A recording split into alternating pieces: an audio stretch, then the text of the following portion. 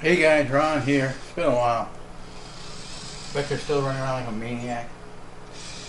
He gets a little crazy sometimes, but he starts knocking stuff off the table. He's never fallen off the table in 6 months. He's pushing stuff around. 3D printed skull. So I got an interesting video I want to show you guys. I got 4 generations of Sony professional cameras. There's a legendary FX1 DV cam tape, mini tape, 3-chip camera, beautiful first HD camera, beautiful camera quality. You know, DVI was okay though. Digital videotape for what it was wasn't bad. Then we got the Sony EX1. It's an EX1R. This is a nice piece. It's a half-inch, 3-chip half-inch, 422 Sony S card, real full broadcast. This was the next generation, the EX3, which had first time with a Sony proprietary removable lens, SDI out, dual cards, of course, S. This one's set up with wireless audio, regular audio, zoom lens built in.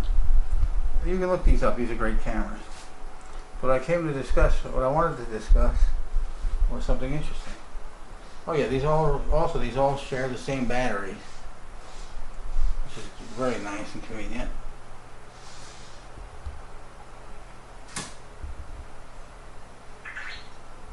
So I got my test bench back up and running. My big backdrop TV for shooting people, interviews and stuff sitting there. But what's really phenomenal is this this cinematic PWM F3 Super 35 full broadcast, can do 422. It can actually do 444 14-bit. Can do 422 out of the camera. S-Log, V-Log, all that good stuff. Load up your LUTs, all your good stuff. Good camera. Incredible camera. It was $16,999 with body alone when it was new, and a set of 3 lenses was about a $6,000 option. So this has the monitor here, which I usually leave in this position for data. You know, I can set up all your parameters and menus and all your stuff. But you can also see audio. You can flip it around.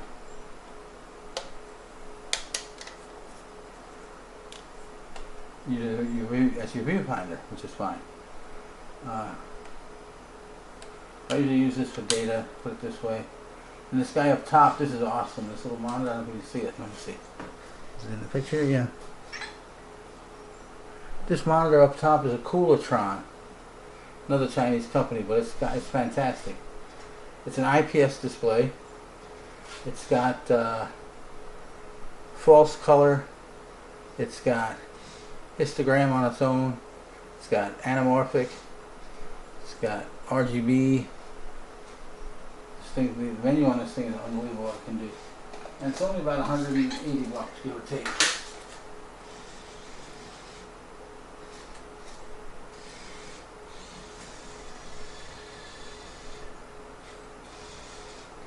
It's got peaking, it's got everything.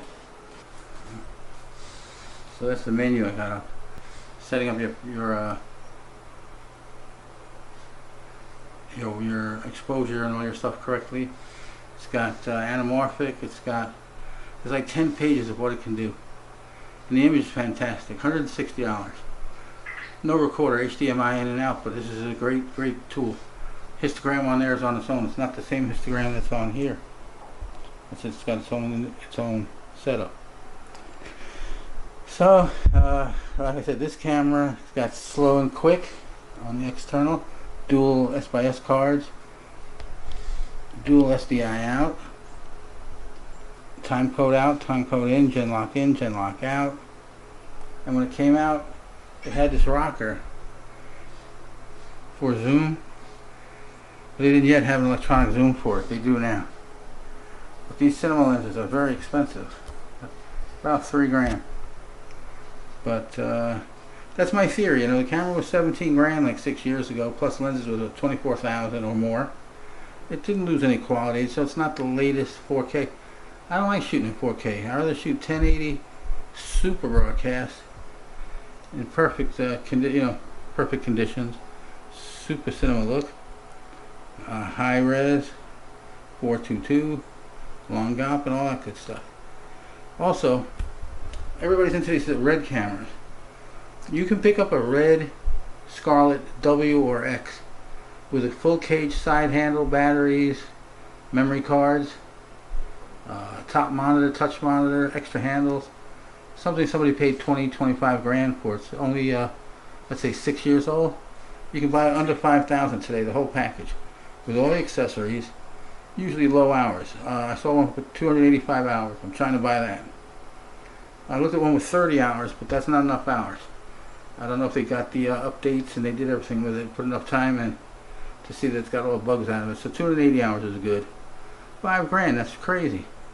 You can play with it, have fun, learn, and then sell it. Alright, so that's what's going on. Just checking in. Love this camera. This lens is amazing.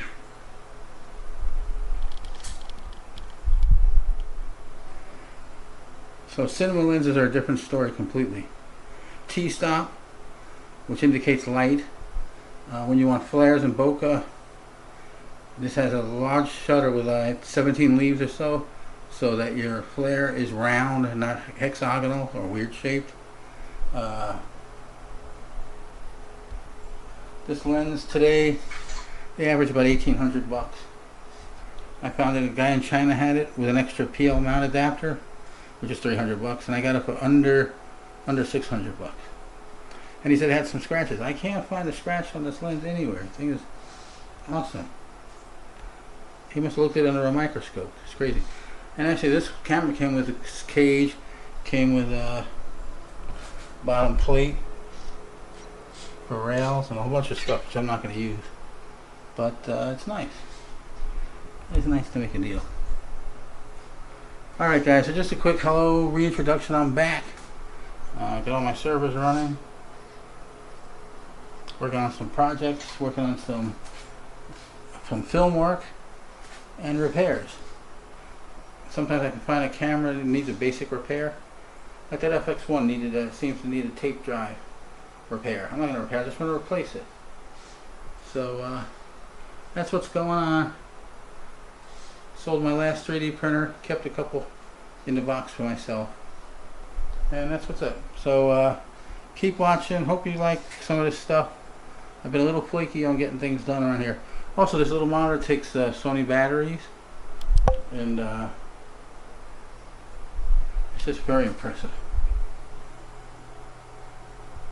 And if you just need a monitor, not a recorder, you know, I spend $700-800, 160 bucks. IPS display, beautiful, tons of features. Unbelievable how many features are on this thing. Alright guys, out for now. Take care, ciao. See you on the road.